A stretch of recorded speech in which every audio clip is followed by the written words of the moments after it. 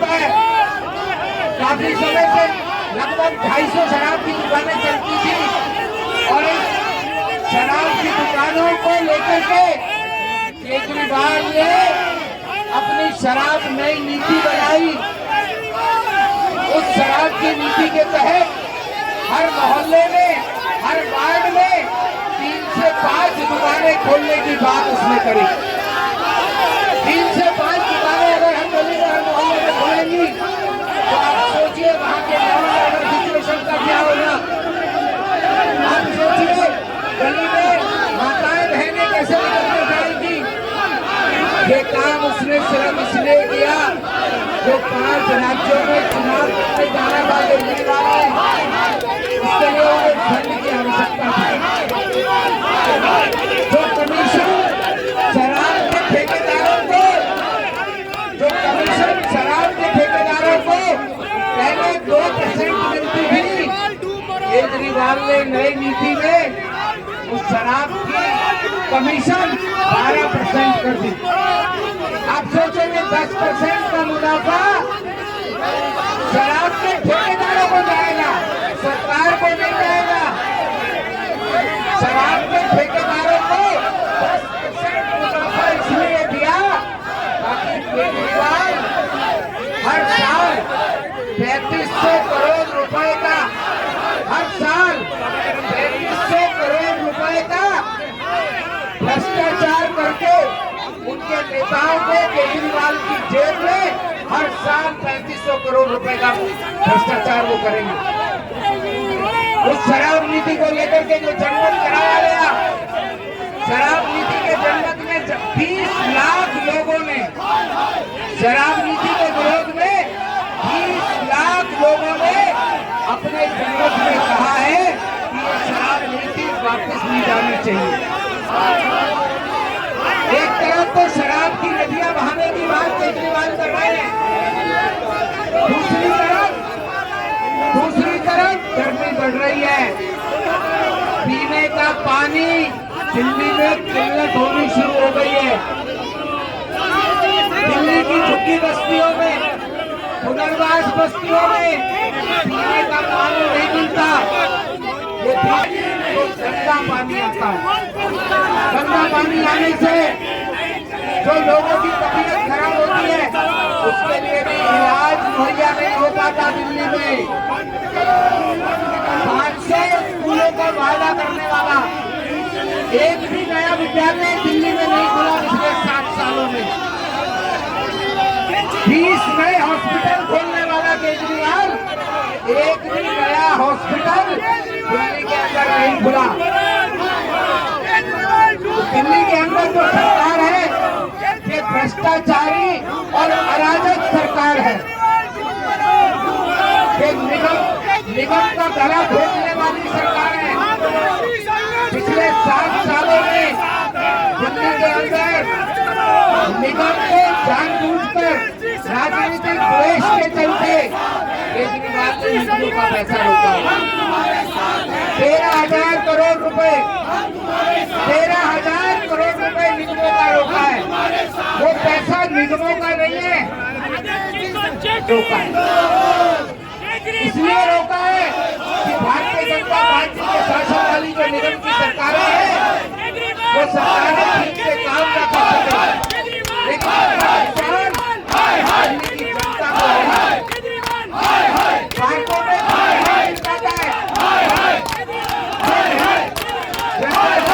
विधवा इनकी पेंशन नहीं दे पाते और दिल्ली की सरकार ने पेंशन बंद करी है।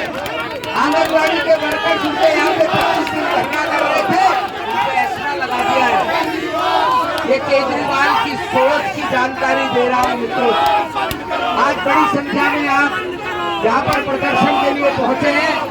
मैं अपने सभी जिलाध्यक्षों को, सभी मंडल अध्यक्षों को, सभी निगम पार्षदों को बहुत बहुत साधुवाद देता हूँ, बहुत बहुत बधाई देता हूँ कि बहुत अच्छी संख्या में यहाँ पर प्रचंड प्रदर्शन के रूप में आप लोग यहाँ पहुंचे हैं।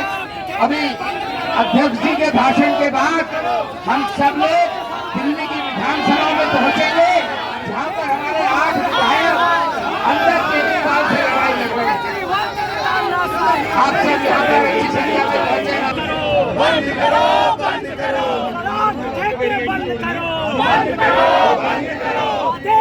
संघर्ष करो, हम तुम्हारे साथ हैं, आदेश से संघर्ष करो, हम तुम्हारे साथ हैं। मैं निवेदन करूं हमारे तानाशाही नहीं चलेगी, हमारा मार्गदर्शन करेंगे। मैं केवल निवेदन आपसे करना चाहता हूँ, सिर्फ 2 मिनट के लिए भाई साहब, एक 2 मिनट के लिए। आपको पता है ना, आज शहीदी दिवस है। पानी पीना है, पानी। आज 23 मार्च भाई साहब पानी पीना है, पानी। शहीद भगत सिंह, राजगुरु सुखदेव को, ऐसे क्रांतिकारियों को जुल्मी अंग्रेजी हुकूमत ने फांसी के तख्ते पर लटकाया था और वो बलिदान हो गए देश के लिए। तो एक बार उनकी याद में हम लोग जोरदार भारत माता की जय का नारा लगाएंगे। बोलिए भारत माता की पीछे तक दोनों हाथ मुट्ठी बंद खड़ा करके नारा लगाएंगे, भारत माता की, भारत माता की, वंदे वंदे। शहीद भगत सिंह, शहीद भगत सिंह, शहीद राजगुरु, शहीद सुखदेव। अमर है भाई साहब, आज अमर है, ऊपर देख के बोलना चाहिए। दिल्ली विधानसभा के बाहर, भारतीय जनता पार्टी दिल्ली विधानसभा के दरवाजे के बाहर ये दिल्ली की जनता, भारतीय जनता पार्टी के कार्यकर्ता दिल्ली की आवाज को बुलंद करने के लिए यहाँ पर आए हुए हैं। आज के इस प्रदर्शन में हमारे पार्टी के प्रदेश के महामंत्री पूर्व मेयर श्री हर्ष मल्होत्रा जी, प्रदेश महामंत्री भाई दिनेश प्रताप सिंह जी, प्रदेश उपाध्यक्ष भाई राजन तिवारी जी, हमारे प्रदेश के मंत्री गौरव खारी जी, श्याम शर्मा जी, इमप्रीत सिंह बख्शी जी, नीमा जी और हमारे पार्टी के अभी इससे पहले वक्ता जो हमारे जिला अध्यक्षगण बोल रहे थे, प्रवक्तागण, पार्टी के पदाधिकारी, यहाँ आए हुए मोर्चा के प्रदेश के अध्यक्ष, पार्टी के जिला के अध्यक्ष, हमारे मंडल के अध्यक्ष और सभी मोर्चा के कार्यकर्ता साथियों, भाइयों और बहनों, मैं आपको बधाई देना चाहता हूं कि पिछले 2-3 महीनों से दिल्ली सरकार के खिलाफ हमारा संघर्ष जारी है और एक भी दिन हम चुप नहीं बैठे हैं। आज भी आप इतनी बड़ी संख्या में यहाँ आए हैं, इसके लिए आपको बधाई देना चाहता हूँ, क्योंकि एक अच्छे उद्देश्य के लिए, एक अच्छे कारण के लिए यहाँ पर पार्टी के कार्यकर्ता आए हैं। एक ऐसी सरकार के खिलाफ जो निकम्मी है, जो गूंगी और बहरी भी है और जो तानाशाही भी दिखाती है, जो सरकार के मुखिया चुनाव से पहले कुछ कहते हैं और चुनाव के बाद उनके रंग बदल जाते हैं। एक व्हाट्सएप पे मैसेज आया, बोले गिरगिट ने ये कहा है कि अब हमें भी शर्म आने लगी है कि दिल्ली के अंदर एक ऐसी सरकार के मुखिया जो गिरगिट की तरह से भी ज्यादा जल्दी रंग बदल रहे हैं। शर्म आ रही है गिरगिट को भी। वहां कह रहे हम महिलाओं को 1000 रुपया देंगे और यहाँ आके चुनाव में जब पंजाब में जीतते हैं तो यहाँ अपना तानाशाही का फरमान जारी करते हैं। आंगनवाड़ी की 1000 महिलाओं को बेदखल कर नौकरी से निकालकर उनके जीवन में अंधेरा डालने का काम केजरीवाल सरकार करती है। अरे जरा भी आपको अगर नैतिकता है, जब कोई आदमी जीतता है तो उसके अंदर नम्रता आती है। जब कोई पौधे के पेड़ में फल लगते हैं तो वो फल झुकता है। जब कोई बड़ा व्यक्ति बनता है तो कहते हैं नम्रता आनी चाहिए। लेकिन केजरीवाल जी तो जैसे कबीरदास ने कहा बड़े हुए तो क्या हुआ, जैसे पेड़ खजूर पंछी को छाया न मिले और फल लागे। ऐसी सरकार, ऐसे मुख्यमंत्री से दिल्ली की जनता का कोई भला नहीं हो रहा है। इसलिए दिल्ली की जनता की आवाज बनकर आप लोग आए हैं कि दिल्ली सरकार से सवाल पूछने। क्या मुकर क्यों रहे हैं? आप अपने वादों से पीछे क्यों हट रहे हैं? आपने तो वादा किया था दिल्ली के 2 करोड़ आबादी में लगभग 50 लाख लोग किराए पर रहते हैं और उनको कहा था हम कोरोना के अंदर किराया देंगे। मैं आप लोगों से जानकारी लेना चाहता हूं, क्या दिल्ली में सरकार के द्वारा किसी किराएदारों को कोरोना में जो मुख्यमंत्री ने वादा किया था उसके अनुसार किसी को किराया मिला क्या? आपके आस पड़ोस में किराएदार होंगे, उनको कभी सरकार की ओर से किराया मिला क्या? अगर नहीं मिला तो आप जोर से बोलिए, किराया मिला क्या? दिल्ली सरकार ने ये वादा किया था कि हम हर घर में नल से पानी पहुंचाएंगे, टैंकर माफिया को समाप्त करेंगे। लेकिन आज आपसे पूछना चाहता हूं, क्या हर घर में नल से पानी पहुंच रहा है? क्या हर घर में नल से पानी पहुंच रहा है? क्या टैंकर माफिया समाप्त हो गया है? टैंकर माफिया भी समाप्त नहीं हुआ। ये वही मुख्यमंत्री है जो कह रहे थे कि कांग्रेस की सरकार है, ये टैंकर माफिया से मिली हुई है। जब हमारी सरकार आएगी तो बड़े दावे करते थे हम टैंकर माफिया को समाप्त कर देंगे। सिर्फ शराब का काम हुआ है, इसके अलावा कुछ नहीं हुआ। टैंकर माफिया को समाप्त तो नहीं किया, लेकिन ये इतना जरूर है कि इनके विधायक टैंकर माफिया से मिलकर उगाही जरूर कर रहे हैं। तानाशाही नहीं चलेगी। अभी इनके विधायक जेल होकर आए हैं, किस जुर्म में? क्योंकि वो टैंकर माफिया, वो टैंकर के ठेकेदारों से हर महीने की वसूली कर रहे थे।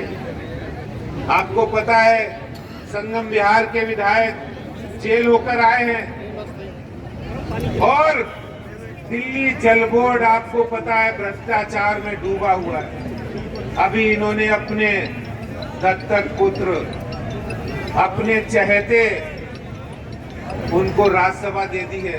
पता क्यों दी है राज्यसभा?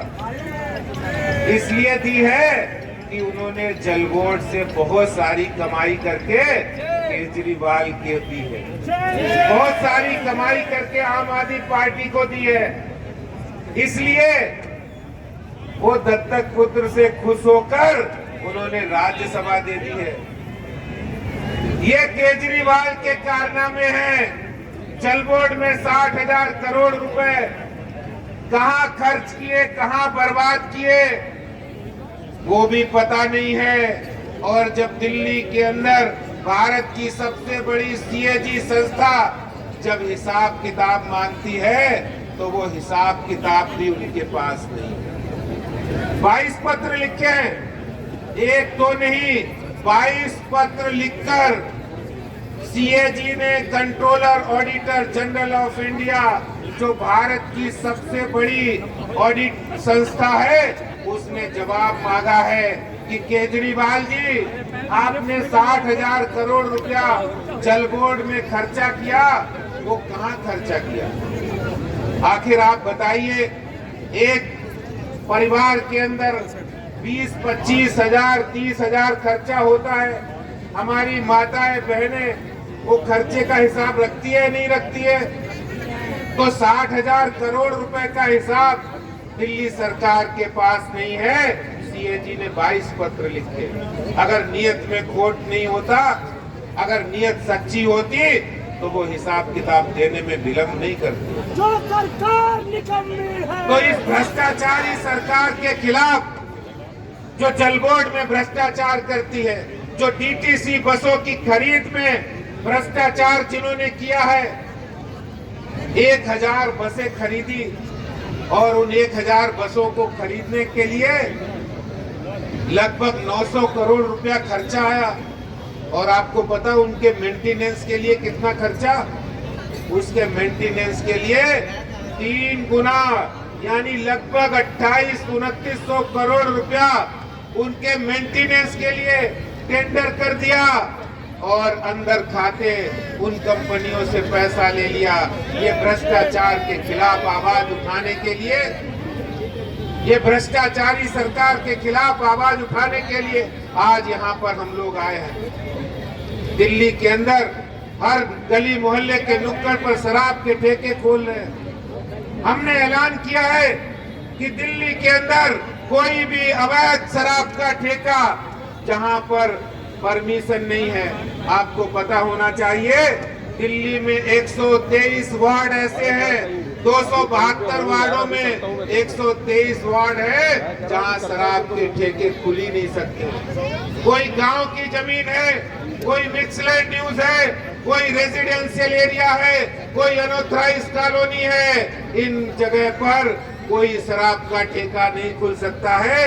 लेकिन एक केजरीवाल सरकार भ्रष्टाचार में इतनी डूबी हुई है, सत्ता के मद में इतना अहंकार है कि वो शराब के ठेके उन जगह पर खोल रहे हैं जहां पर खोलने नहीं चाहिए। हमारी माताएं, बहनें, बुजुर्ग, बच्चे उन मार्केट में जाते हैं, वहां शराब की दुकानों पर लाइन लगी है। आपको पता है शराब माफिया के साथ गठजोड़ किया है, गठबंधन कर लिया है और उनको फायदे पर फायदे पहुंचा रहे हैं। आपको पता है 21 ड्राई डे में 3 ही ड्राई डे बचे हैं, 18 ड्राई डे कम कर दिए। होली, दिवाली, 30 त्योहार, गुरु गोविंद सिंह जयंती, महावीर जयंती, जितने भी त्योहार थे, मुहर्रम, ईद, ये सारे त्योहारों पर भी शराब खुलेआम बिकेगी। ये दिल्ली की अरविंद केजरीवाल सरकार ने किया है। क्यों किया है? क्योंकि शराब माफियाओं ने बोरों में भरकर आम आदमी पार्टी को नोट दिए हैं। इसलिए शराब माफिया पर मेहरबान है कि कुछ भी करो। और क्या कह दिया? उनको खुली छूट दे दी, उनको खुली छूट दे दी कि आप स्कीम भी ला सकते हो, 1 बोतल के साथ 1 बोतल फ्री। अब बताइए, 1 बोतल पर 1 बोतल फ्री मिलेगी तो जो मजदूर वहाँ काम करता है, जिसको गलत आदतों के कारण शराब पीने की आदत पड़ गई है, वो काम कर पाएगा? बताइए, वो फैक्ट्री में काम करेगा या शराब के ठेके की लाइन में लगेगा? और यही हुआ है। तो इसलिए शराब को बढ़ावा देने का काम, ठेकों को खोलने का काम, माफिया के साथ गठबंधन करने का जो पाप केजरीवाल सरकार ने किया है, उस पाप के घड़े को फोड़ने के लिए आज यहाँ पर इकट्ठा होकर ये संतनाद करने के लिए आए।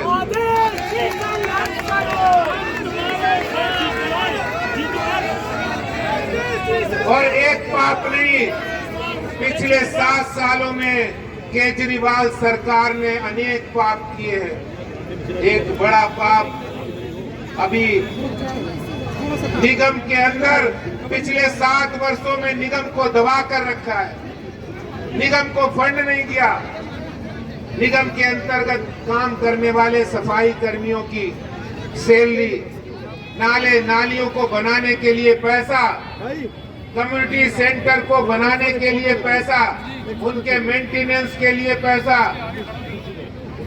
दिल्ली के गांव के विकास के लिए पैसा, दिल्ली के जे क्लस्टर में काम करने के लिए पैसा, और दिल्ली के अंदर पार्कों को हरा भरा रखने के लिए जो पैसा, दिल्ली के विकास के लिए जो पैसा निगम को दिल्ली सरकार ने 7 सालों से रोक दिया था। और अब प्रधानमंत्री जी ने, हमारी केंद्र की सरकार ने जब ये फैसला लिया है कि दिल्ली नगर निगम एक होगा, मजबूत होगा तो उनके पेट में दर्द हो रहा है। मोदी जी को जय श्री राम। उनको डर लग रहा है, उनको डर लग रहा है कि निगम मजबूत होगा। निगम जब मजबूत होगा तो निगम का मेयर भी दिल्ली के मुख्यमंत्री के साथ सीना चौड़ा करके बराबर चलेगा और दिल्ली नगर निगम भी उतना ही विकास कर पाएगा जितना दिल्ली सरकार ने सोचा भी नहीं। भारत माता की अब वो सोच रहे हमारी दादागिरी नहीं चलेगी। अब वो सोच रहे हम तो इन्हें जूतों तले दबा रहे थे, पैरों तले दबा रहे थे, इनको काम नहीं करने दे रहे थे, इनकी सैलरी नहीं दे रहे थे। अब तो ये मजबूत हो जाएंगे तो हमारे ऊपर हावी हो जाएंगे। तो इसलिए इन्होंने कहना शुरू कर दिया बीजेपी डर गई। अरे बीजेपी भारतीय जनता पार्टी, दोस्तों बताइए साथियों, किसी से डरती है क्या? हमारी पार्टी वही पार्टी है जो कश्मीर के अंदर आतंकवादियों से नहीं डरती, जो पाकिस्तान में सर्जिकल स्ट्राइक भी करने का निर्णय लेते हैं हमारे प्रधानमंत्री। हमारी पार्टी किसी से डरने वाली नहीं है। हमारी पार्टी जनता की पार्टी है, लोगों की पार्टी है। जनता जनार्दन की सेवा के लिए हमारे देश के प्रधानमंत्री तैयार रहते हैं, उसी तरह हमारे पार्टी के कार्यकर्ता भी उनकी प्रेरणा से तैयार रहते हैं। इसलिए साथियों, जिस आम आदमी पार्टी सरकार ने बुजुर्गों की, विधवाओं की पेंशन समाप्त कर दी हो, जिसने गेस्ट टीचर, आंगनवाड़ी और आशा वर्कर के हक को छीना हो, जिसने दिल्ली के युवाओं को, महिलाओं को और गरीबों को शराब के नशे में झोंकने का काम किया हो, आज ऐसी सरकार के जो विधानसभा का सत्र है उसके लिए हम लोग यहाँ संतनाद करने के लिए आए हैं। हम सब कार्यकर्ता यहाँ से इकट्ठा होकर दिल्ली विधानसभा कूच करेंगे। मेरा आप सबसे कहना है, विनम्र निवेदन है, ये हुंकार व्यर्थ नहीं जाएगी, ये संघर्ष व्यर्थ नहीं जाएगा, क्योंकि कोई भी संघर्ष व्यर्थ नहीं जाता है। कोई भी संघर्ष, कोई भी लड़ाई व्यर्थ नहीं जाता है। इसलिए हम सब यहाँ से कूच करके विधानसभा तक कूच करेंगे और सभी कार्यकर्ता, जो एक एक कार्यकर्ता यहाँ हजारों की संख्या में आए हैं, वो सब हमारे साथ चलेंगे, अनुशासन में चलेंगे, संयमित होकर चलेंगे। और हम पुलिस को भी कहना चाहते हैं, कार्यकर्ताओं के साथ वो उलझने की कोशिश नहीं करें। पुलिस का काम है शांति बनाए रखना और हम शांति और लोकतंत्र में विश्वास रखते हैं। इसलिए हमारा ये प्रदर्शन भी शांतिपूर्ण रहेगा, लेकिन दिल्ली सरकार के खिलाफ हमारा ये संघर्ष जारी रहेगा। बहुत बहुत धन्यवाद। आ जाएंगे और आप सभी ने चाहे जितनी भी बाधाएं आए, जितनी भी पुलिस हमें बैरिकेड लगा करके रोकने का प्रयास करेगी, हमने रुकना नहीं है। जब तक आदेश जी हमें दिशा निर्देश नहीं देंगे, रोकने के लिए नहीं कहेंगे, हमने रुकना नहीं है। उन्होंने आह्वान किया है, उनके नेतृत्व में हम लोग बढ़ेंगे। मैं उनसे निवेदन कर रहा हूँ, मैं सभी मंचासीन साथियों से, जिलाध्यक्षों से, हमारे महामंत्रियों से, सभी से निवेदन कर रहा हूँ,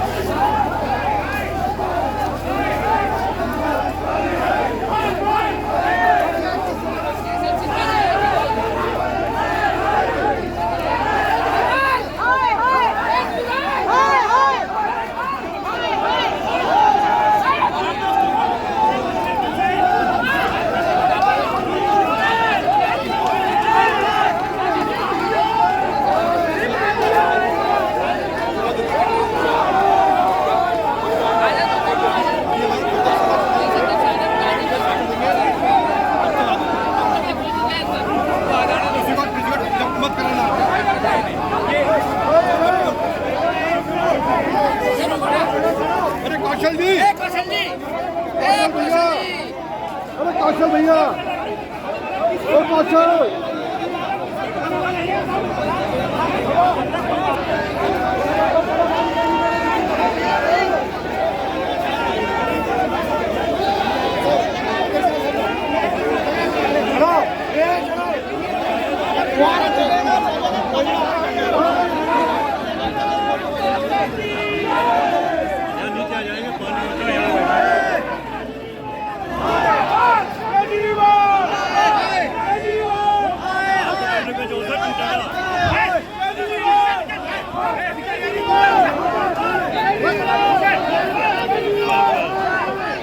सही है आराम से भाई आराम से